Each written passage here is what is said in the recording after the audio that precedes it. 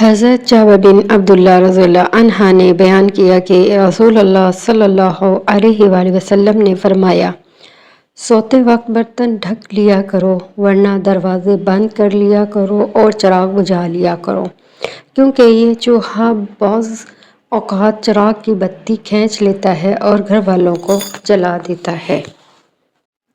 حضرت ابو موسیٰ اشعری رضی اللہ عنہ نے بیان کیا کہ مدینہ منورہ میں ایک گھر رات کے وقت جل گیا۔ نبی صلی اللہ علیہ وآلہ وسلم سے اس کے متعلق کہا گیا تو آپ صلی اللہ علیہ وآلہ وسلم نے فرمایا کہ آگ تمہاری دشمن ہے، اس لیے جب سونے لگو تو اسے بجھا دیا کرو۔ حدیث صحیح بخاری 6294۔